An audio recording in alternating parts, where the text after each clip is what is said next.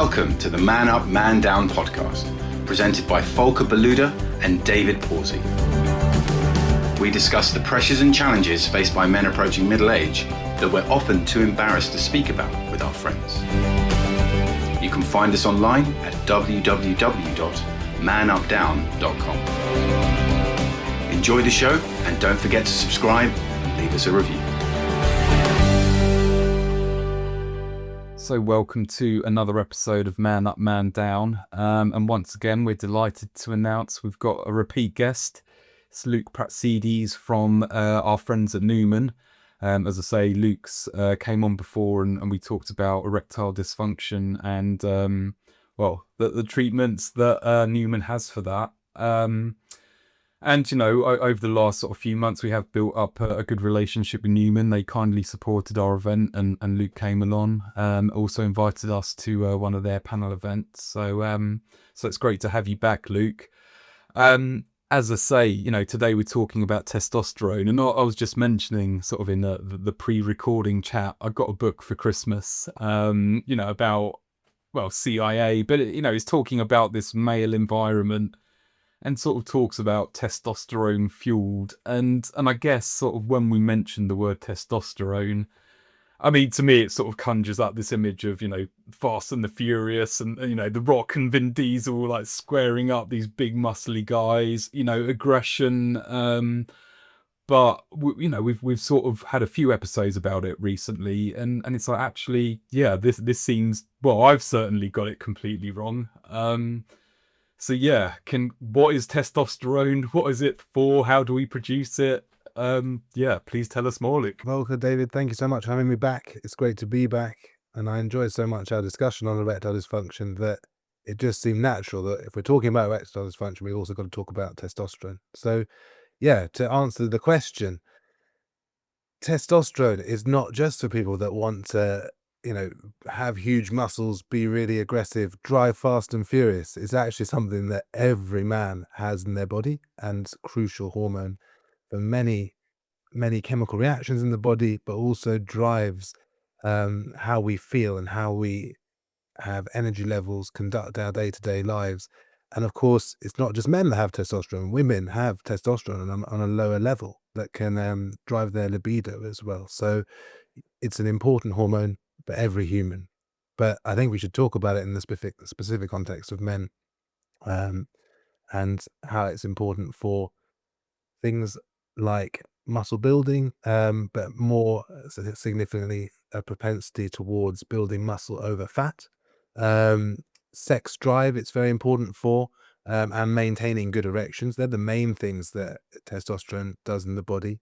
But if you're low in testosterone, it can have an impact on so many other things like energy levels, things like quality of sleep or ability to sleep, and mood. And so, it's a really important hormone for your general vitality. So yeah, Luke, welcome back. Good to see you again. As David said, we had a lot on testosterone recently, and I don't know. I probably don't use the right terms here, but there's free testosterone and there's bound testosterone or something like that. Is that right? There are two different levels of testosterone, and one is more important than the other, or yeah, I'd say that both are equally important. Let's talk about testosterone, sort of where it comes from. So it's produced in the testicles, and the testicles receive a message from the brain, from the pituitary gland in the brain, whenever the brain senses that it needs a bit of testosterone. So the brain's always checking levels of any hormone. If something's a bit low, it will push whichever organ creates that hormone to create some more. And so you end up with what we call total testosterone, the total amount produced in the testicles. But the majority of that total amount is bound to a protein called sex hormone binding globulin.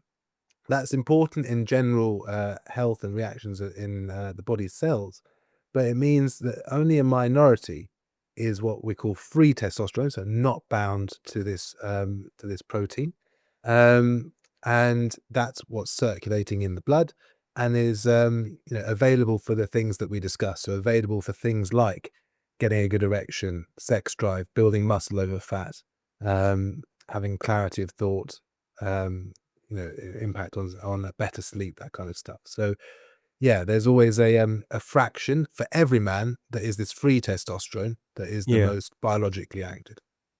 And testosterone's level in general in men, I assume they go up and down as most hormones, but if I say once we get to midlife, does it just drop off or?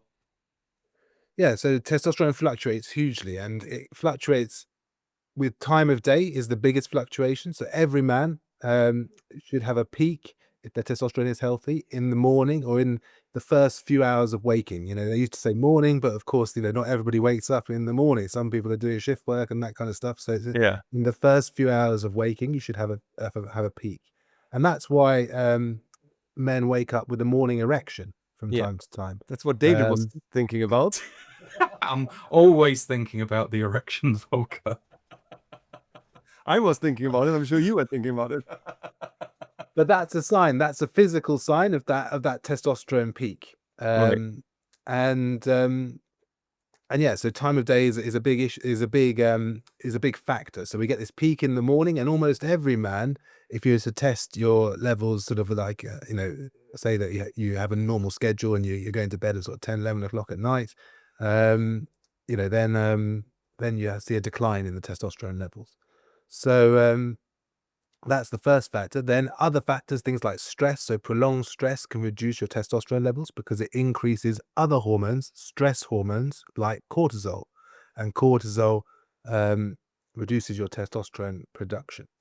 And things like lifting weights. In fact, lifting weights or resistance training is the only evidence supported way of naturally boosting your testosterone. So if you go and, you know, regularly do resistance training, you can increase your testosterone levels. I would say that if you're testosterone deficient and you have a medical reason for being testosterone deficient, whilst lifting weights might help you increase your levels, it's unlikely to, you know, if you're experiencing lots of symptoms and you're biochemically on the blood test very testosterone deficient, it's unlikely to bring you into normal levels. But, you know, for men that are normal, that want to optimize their testosterone levels, you know, lifting weights is a good thing, or doing resistance training of some kind. Um, and you know, there's some debate around whether even sex and ejaculation can affect your testosterone levels. So that's why, you know, traditionally you would have heard of sportsmen, particularly boxers, you know, abstaining from any kind of sex or particularly ejaculation, because they want to try and keep their testosterone levels high. Now, this is not like massively supported in evidence, but I mean, it's Right. been practiced by boxers, I think, for many decades. So there's probably something to it there. That's interesting. I mean, would you not think? I don't know if I mean, correct me, right? I'm just thinking out loud here, right? There's probably no medical evidence here, but if it helps your sex drive, right? Then if you ejaculate, it would brings the level down and then would go up again, right? Would not potentially increase it. Rather, so it's almost like you want to Yeah, reload. it would go down and then up, you know, and keep it fresh rather than just holding it all up, saving it up. But I don't know. It's just. I don't know. I don't know what other benefits the boxers say that it gives them, but you know, it's Yeah. definitely a common practice amongst you know, fighting sports. Because But the main yeah. change in testosterone that we should think about, you know, when we're thinking about our health, is the thing that's least discussed, which is that there's an age-related decline in all men of about 1 to 2% year on year after the early 30s in age. So that's why um, you hear of, you know, you hear of some men that, you know, get symptoms and start to struggle with symptoms of low testosterone, which we can get into more detail a bit later. But other men, you know, I think you might have heard of like Al Pacino having kids in his 90s, probably because, you know, he had a baseline high level of testosterone. He never got to a level that you know, that was considered testosterone deficient or that gave him any symptoms. Um, but you know, up to 40% of men, the evidence suggests, at some point in their life will experience a level of testosterone that is giving them symptoms of low testosterone, so having an impact on their life and their vitality. So, I mean, what are those symptoms? Yeah, so symptoms can be things like reduced interest in sex or sex drive, sex desire, libido, It could be difficulty with erections, so getting and maintaining an erection when you want one, and the not seeing results from exercise. So if you imagine, sort of like a cantankerous middle-aged man, maybe that is, sort of put on a bit of weight around the belly, has sort of just lost a bit of interest in life and in their partner. A lot of men, just because of the way that men behave, and I think we spoke about it in the last podcast, this idea that men sort of accept, I'm getting old now, this is how I need to feel now. I'm not my old young self that could do all the things I wanted physically, sexually, even mentally. Some people talk about a cloudy thinking, not be able to think as sharply as at work as they were previously. And they think that's me getting old. But what very few men consider is maybe I should check my hormone levels.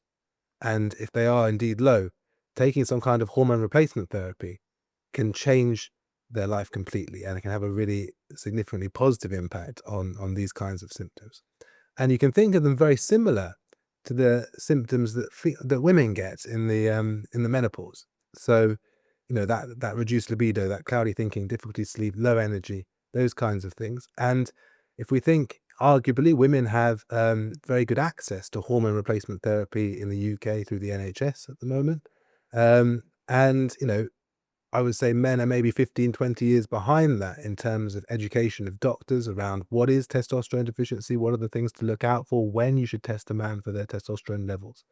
And the idea from people that are interested like myself, and what we're trying to do at Numan is bring to the forefront to men, you should be thinking about your hormonal health, at least testing your blood test, and then having a conversation if you think it's low.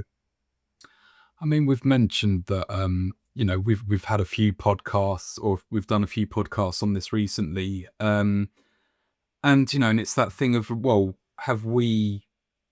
Well, yeah, is it the fact that there is sort of a lot more thinking around it, or have we just we're just getting contacted by more people in the testosterone business? But I mean, has there sort of been some new findings, or some new science that's kind of, well, as you say, put it sort of in the spotlight almost as much as the menopause?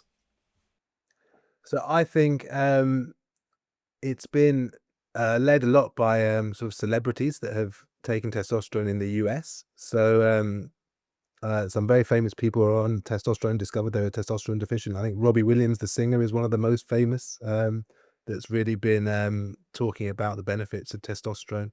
Um, you see some of these older guys in Hollywood that are stacked beyond belief in terms of their muscle size and tone. And these guys, a lot of them are opening up about being on testosterone, or actors that are that have to change their body composition for roles. They do that through taking testosterone. Um, I think even Jeff Bezos um, is like thought to possibly be on testosterone because he is a guy I don't know how old he is. It must be in his 60s maybe, and yeah, suddenly appeared one day again with great muscle tone, and people are thinking that he is somebody that might be on some kind of regime. I think Dana White, from the CEO of the UFC, has talked about the benefits he's had on it, and Joe Rogan, I think, has talked a lot on his podcast, and that's a huge podcast, and it's got people thinking. Andrew Huberman, these sort of people are popularizing it massively in the US, and then in general, these trends, anything that's a health trend in the US tends to come over here eventually. So I think that's why we're seeing a rise in people's awareness of testosterone, and a general desire towards taking control of your health and wanting to have good longevity, good vitality for as long as possible. So, is it a good thing then to get testosterone replacement therapy when you're in your 60s? So I just Googled it whilst you were talking, and there's a nice picture of Bezos when he was wearing his khaki trousers and lovely shirt, and he had hair as well. We forget he had hair. And then, yeah, as you say, right, he's in his 60s, he's quite muscular. So should we all have that? I mean, would I benefit? I mean, I don't have any of the symptoms you talked about. I go to the gym regularly, but I could lose some belly fat, right? So should I go out and get some testosterone just to try to get rid of my belly fat and look a little bit like Bezos? Well, this is the sort of the big issue that we need to tackle, because of course, so we've got to be aware of a few things. One is that if anybody takes testosterone hormone, they will probably feel a better version of themselves. So you will be able to put on more muscle. So if you're looking for an aesthetic, you can certainly get a more muscular aesthetic. You will probably have more energy and just feel like, a better version of yourself overall. But we've got to be aware that because of that reason, there's a significant black market for these kinds of prescription only medicines. Is what they are. They're hormones that are prescription only medicine. And I'd argue you probably walk into most gyms in the UK and speak to the right person and get some kind of unregulated version of testosterone hormone replacement therapy for that exact reason, because we know that it can help anybody put on muscle. Now, you say, is that a benefit? It is a benefit to have higher muscle mass for as long as possible. So the idea being that as we age, and particularly, sort of after 50, 60, we all start to automatically lose muscle mass no matter what we do. And so the idea being is that you want to, when you're, in your 30s, 40s, and hopefully fit and able, you want to be able to build as much muscle as you can so that you have that reserve for when you get older and start to lose muscle mass. But more importantly, if you were to get a hit, like an illness, like, end up hospitalized, if you are lying in bed for a period of time, you get severe muscle wasting no matter how fit you are. And then that can leave you generally weaker. Recovery is generally more of a challenge. And that's why you often hear, of older people, they might have been mobile, they might have been active, and then suddenly they have a hit, like maybe they fall over and break their hip. And then it all just goes downhill from there, because although they might get out of hospital for that initial injury, they never quite have that physical reserve capacity to fully recover. And the more muscle mass you have, the more likely you are to have more physical reserve for these kinds of big hits that might come later in life. So is it better to build muscle? Absolutely. But is it better to build muscle with taking testosterone? I would argue only if you're truly testosterone deficient and experiencing symptoms, because you need to, like all prescription medicines, you need to weigh the risks versus the benefits, and you want the benefits to outweigh the risks. So we should get into some of the risks of testosterone that I would say are not, often discussed, in these mainstream media or by the celebrity users of testosterone. I mean, the major ones are that it can increase your risk of blood clots. And now this is true for most hormones that people take. So we talked about HRT for women. HRT increases your risk of blood clots, but probably the most commonly prescribed hormone globally is the contraceptive pill. And that has a significant increased risk of blood clots. So the fact that increased blood clots, it's something that we need to be aware of, but that you should, if you are testosterone deficient and you have proven that through a blood test and through your symptom profile, if you have support from a regulated medical provider, they can mitigate the risk of blood clots. And what they can do there is regularly test your blood for something called hematocrit. Hematocrit is the thickness of your blood. And so that can potentially rise if you're on hormone replacement therapy like testosterone. And so if that rises too high, a doctor might say, let's lay off the testosterone for a bit, reduce the dose, or say, actually, you might need to stop altogether because you're becoming at too high risk of developing blood clots. That's why I always say to people, get tested, make sure you're with a regulated healthcare provider that can provide you that support, because just taking this off the internet from the gym, unregulated, unassessed for the risks and benefits and safety and suitability for it, can put you at risk of a life-threatening blood clot that happens very quickly. And that you may have heard, like we said, it's abused by bodybuilders to build muscle. You often hear of young, fit bodybuilders dying suddenly of a cardiovascular related problem, a heart attack. And that's probably because of a blood clot that goes to their lungs or to their brain. Then they die of a stroke. So is there quite a big problem then with, I mean, well, for example, if we're sort of talking about the fat loss drugs, I know in the news there's been a lot of talk about stocks are low. I think the NHS have had a supply issue, but I mean, yeah, is there a black market? And how much of an issue is it for testosterone? So there's definitely a huge black market for testosterone, and that's why it's a hard job to try and legitimize it, because I think it's actually most well known for its black market rather than as a tool that can be used to support someone's health. There's plenty of evidence out there, about if you're testosterone deficient, being more at risk of things like cardiovascular disease. And so then if you give somebody testosterone hormone, you can reduce their risk. Similarly, there was a big study from Australia called the T4 diabetes study, and that looked at type 2 diabetics. And these were diabetics that were on lots of different diabetes drugs, and they weren't really getting the impact of that you'd expect on their sugar levels. And what found was a significant portion of them were testosterone deficient. And when you replace the testosterone, you increase somebody's sensitivity to insulin, which is another hormone that is very important in managing sugar. And so you don't cure their diabetes necessarily, but you reduce them down from being on 4 or 5 diabetes drugs to just 1. And so that can be a huge benefit for people if you control their diabetes by making their hormones in the right balance. The other, again, very legitimate thing around testosterone is that if you're having mainly mood symptoms or sex drive symptoms, often a man can be written off as being depressed and be signed away with antidepressants. And, is not getting much benefit from these antidepressants, but, they're told, let's increase the dose, or let's do more psychological therapy. But actually nobody's ever checked their testosterone levels. And they could be severely deficient. And if you replace the testosterone, then they're in a much better place in terms of their mental health.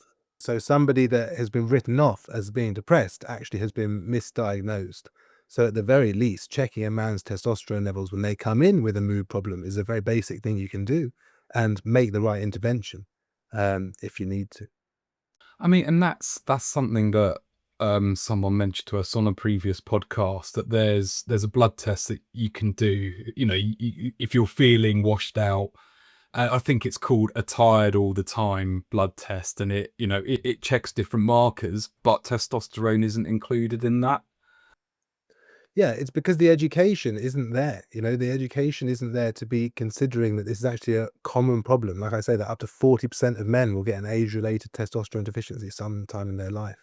And so it's about bringing, that to even the minds of the medical profession, to a doctor that isn't interested in men's health, or isn't a urologist, that actually we need to be checking men's testosterone at baseline far more than we actually do. Hello folks, it's Volker here. I hope you enjoyed this week's episode. As you know, I coach executives, whether that is for leadership skills, or sales leadership skills, or working as a therapist too. There are few ways I can help you to get unstuck, improve your work-life balance, or become a better version of yourself. So you will be more productive and have more time for your family. Whatever it is, you can join my client list of people from General Electric, Pepsi, DHL, Boots, and many others. Book a free exploratory call via my website, www.obnat.us. That's obnat.us. Now back to the show. So the risk of testosterone, let's just go back there for a second, because what I'm thinking, the way you describe it a little bit, is like, bodybuilders or like people like me going to the gym, right? A bit of testosterone, right? Look bigger. You might as well take steroids, don't you? I mean, is testosterone, is that working better than steroids? Or, I mean, not that I know much of either, to be honest. Yeah, so I mean, testosterone, it is a kind of steroid, and there okay. are other steroids that they would take in the gym. They take all kinds of concoctions, testosterone plus other growth hormone, that kind of thing, and other peptides, for the people that are really into, chemically enhancing their bodies.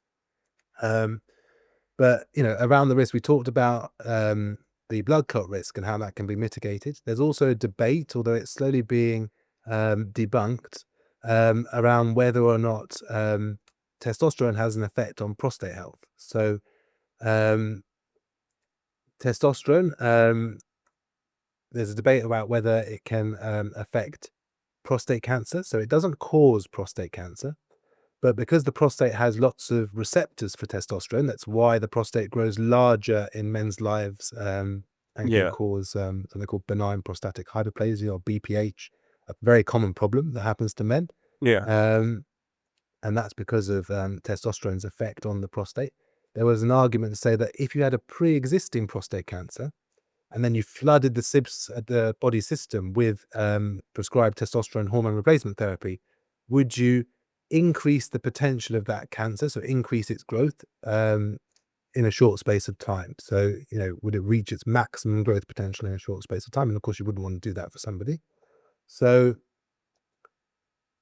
that, as I say, is there's more and more evidence coming out to say that there isn't so much of an impact on prostate health. But whenever there's a debate in the medical community, again, like I say, it's really important to make sure if you're on testosterone therapy, it's supported by a regulated medical provider. One of the things I would always recommend people do is check a baseline prostate-specific antigen, PSA blood test, the marker for prostate health.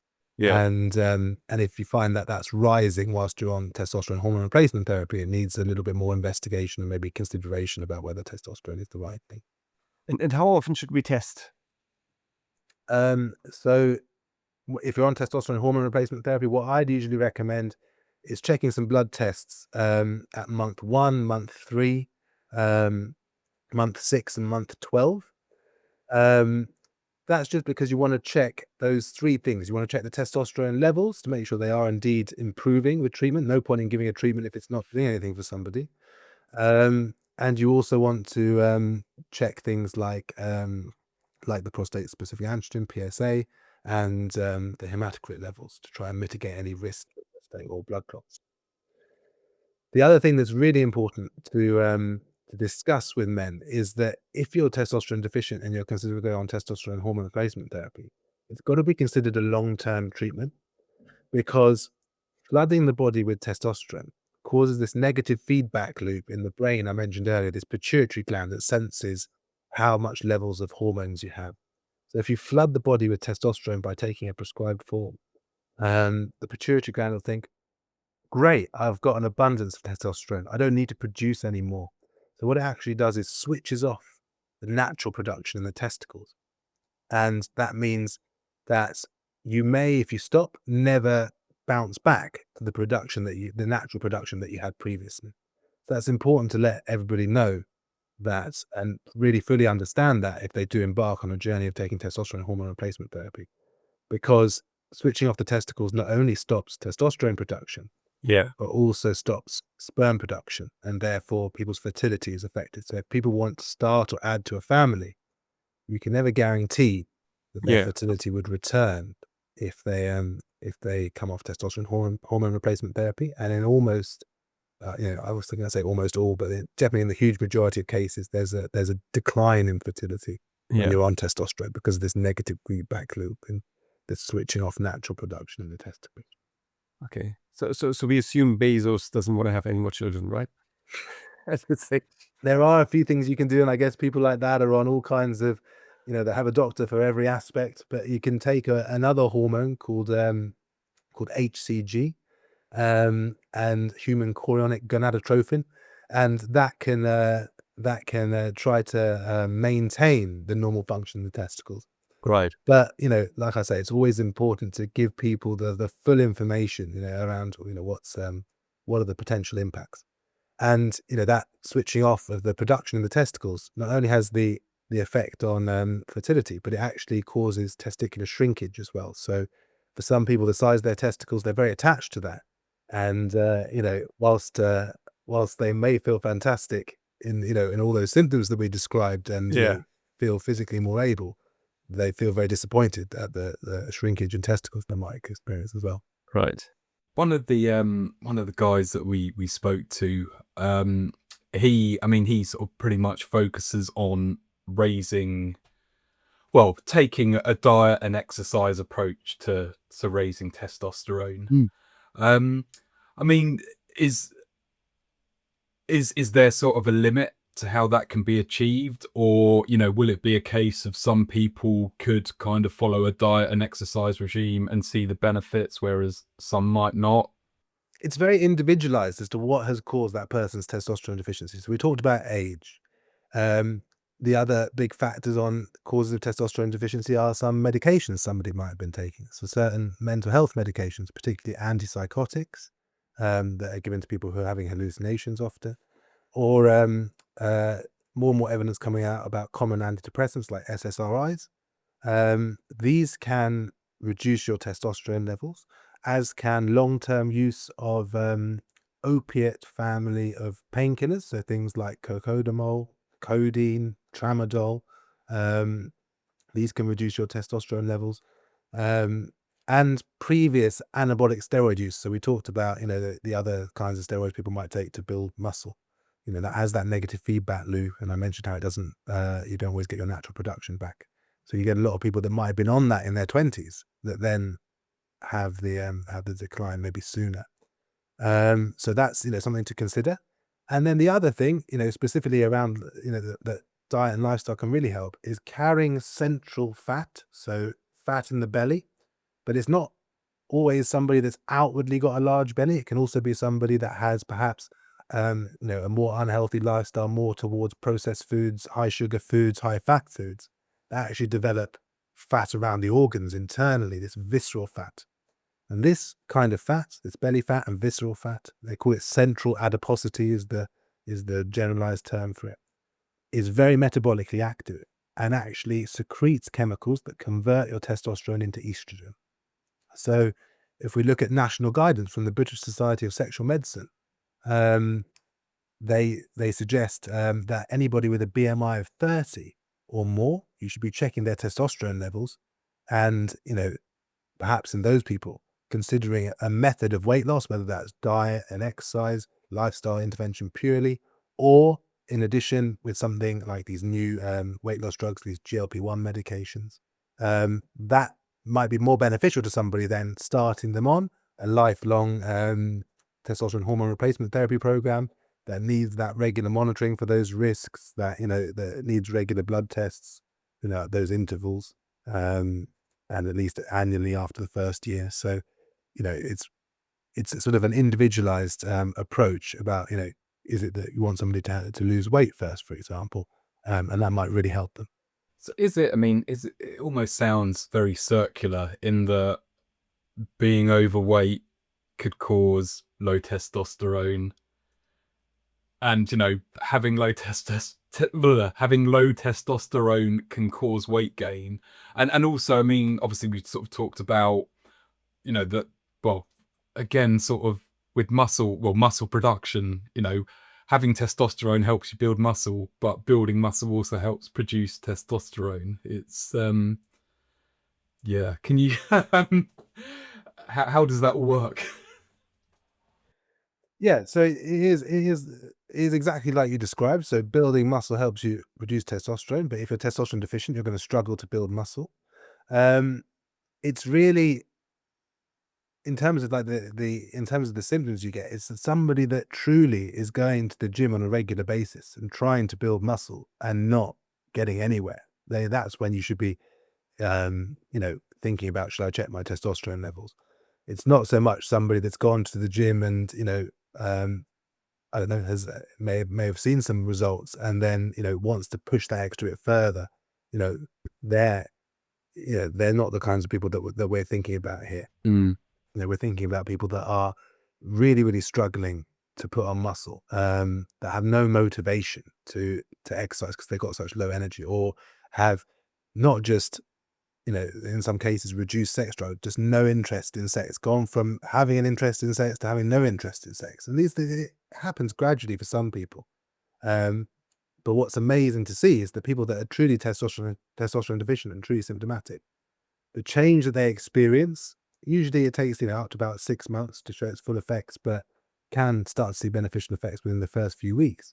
They really feel a completely different version of themselves, and they're shocked that they lived for years thinking that how they were was normal. Interesting. Before we run out of time again, what about I mean, excuse me. You already mentioned testosterone levels and poor sleep, etc., which then can lead to poor mental health. What about mental health issues in general? Is there a correlation between testosterone levels and poor mental health? Yeah, so I think that again, it's trying to approach somebody holistically, which is always easy to say and very hard to do Yeah. because there are so many factors that can cause mood problems. But it's that example that I gave. Somebody that's been told that they are depressed, but maybe they don't really agree, but they've been signed up to some antidepressants and they're taking them, but actually they're not showing any impact. They've increased the dose and it's not really helping, right? It's at that point you've got to think, okay, is this somebody whose symptoms that have been written off as mood symptoms, maybe it's actually their testosterone levels that is the underlying cause rather than a genuine depression. And so, yeah, there is this link because the symptoms can be caused by a number of different things. Like we say, there was, tiredness is another symptom, or low energy. We mentioned about the tiredness screen blood test. I mean, one of the most common causes for tiredness is if you're anemic, you don't have enough red blood cells. I mean, that's completely unrelated, but you need to be looking at all of the physical and mental health causes when somebody's coming with these symptoms. And if you think you've got the answer, but actually it's not having the impact you expect as a clinician, you should be thinking about, what am I missing here? And often just taking the testosterone levels is something you might be missing in somebody that's struggling with low mood type symptoms that isn't getting any benefit from traditional antidepressant type treatments. It's a bit of a left field question, but I know it's something that was discussed on the Numan event that we came to, and a wider conversation in general. I mean, what impact do you think AI will have on the sort of scenario you've just described, where it's like you go to the doctors because you don't have much motivation, you've got low energy levels, and it's like, well, it could be this, it could be this, it could be this, it could be this. I mean, do you think that AI will help to sort of become more accurate in diagnosis? I think that the potential is definitely there. And one of the ways where I see this happening, and I hope they can get it together eventually in the NHS, is that GP records have been digital since about 1997. So you can imagine the wealth of information that exists in that record. Like who are the people that have any symptom you can think of, I don't know, a headache that was, that they never go and see the doctor again, and that was just a normal headache, or one that ends up as a brain tumor, or a stomach pain that ends up as a bowel cancer, or somebody that was washed out and tired and actually had low testosterone. All of that data is there, and AI and predictive analytics could be used to run through, if we could anonymize this national data set, it could be used to figure out who are the people more likely, what are the factors that are more likely to me that you're somebody that has these mood type symptoms or low energy type symptoms, but actually has low testosterone, and therefore could flag up. I think AI will always be used in conjunction with doctors, I think, or clinicians or healthcare professionals. I think it's often talked about in the media as like, it's always like the headline is, able to predict this disease 95% better than a specialist doctor or something like that. But really, what it needs to be doing is, flagging up, this is something you might not have considered, and then having that personal discussion with the individual. Sorry, I've got one more question, then I'll let Volker get in for the final word. I mean, is there can low testosterone be hereditary? Or is there any sort of genetic, like, if I mean, for example, if me and Volker get tested and and it's like, oh, does that mean that our sons might sort of show more propensity? I mean, you've obviously said that there's so many different factors. Yeah, there is genetic links. I mean, there are specific chromosomal diseases that mean that you're automatically low in testosterone. So chromosomes being the very base of our DNA genetic makeup. but I mean, this kind of age-related testosterone deficiency, it's there is some evidence coming out about it, and there are some tests you can do to look at things like your risk of testosterone deficiency. But I wouldn't say that they're massively evidence-based or in the mainstream at the moment. It doesn't mean that there's not more to come on that. So, I'm looking at the time. As David already said, we need to wrap it up. I mean, I still have one more question. Actually, let me ask one more question. One more. So I don't know who it was, but someone said low testosterone could lead to higher suicide rates as well. So is that a link you're familiar with, or? That's not something I'm familiar with. Yeah. I haven't seen much about it, and I think it'd be very difficult, to tie it specifically to testosterone. Certainly, I haven't seen like any large studies around testosterone levels, and it's partly because testosterone is so undertested. So the first thing to do is to get people regularly testing their testosterone. Then we can actually come out with more robust statements around, okay, well, what are these low testosterone levels causing? Because at the moment, it's a very largely undiagnosed issue. Right. Because I don't know, David, you need to help me here, because I don't know who said that there's a link. I don't know if it's a I proven. mean, I think it, and Luke's pretty much sort of made the point. I think it was almost more anecdotal Yeah. rather than. I mean, yeah, and I can't remember. Might have to cut some of this out. I can't remember who it was. I mean, long story short, they had a friend that took their own life, and and it was that, well, on the face of it, he had everything going for him, and it was sort of a path that he went down into researching. And I can't remember what the catalyst was, but I mean, there was some interesting thoughts there, but yeah, as I say, I don't think there wasn't any large scale study, but I mean, yeah, it sort of seems something that is worth sort of looking into.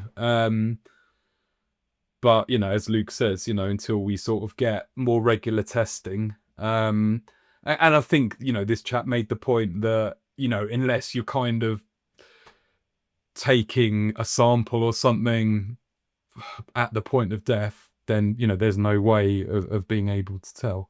But this is what I mean. Regular testing will help us, understand the true impact of low testosterone levels. And on the testing, the other thing we talked about how the knowledge isn't there in the medical profession.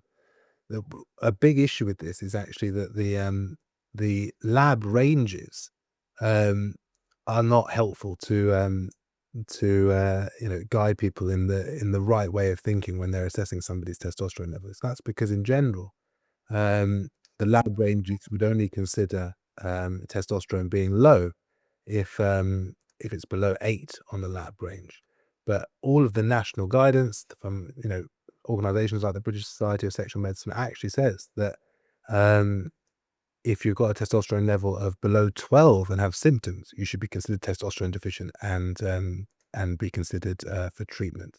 Whereas the lab range would say you're only testosterone deficient if you're below 8.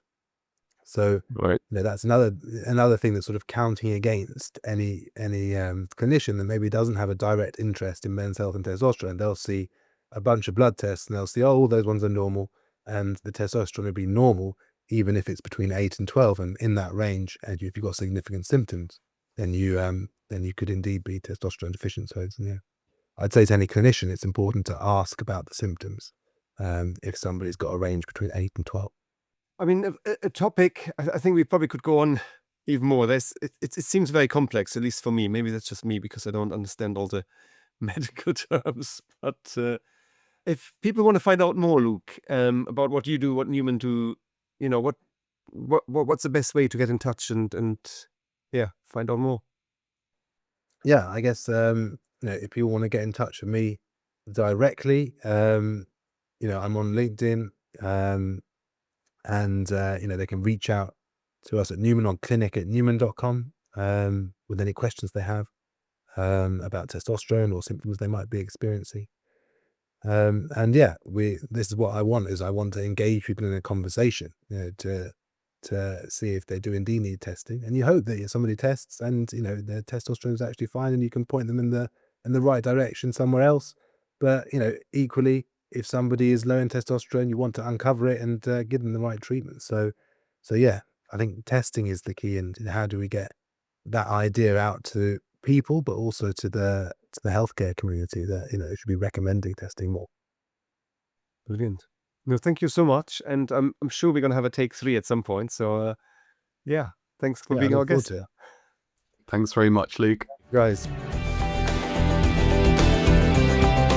Thanks for listening to this week's episode. Feel free to reach out to Volker or David via our website, www.manupdown.com, or podcast@manupdown.com, with any feedback or to let us know what topics you'd like us to cover in the future. Hear you again soon.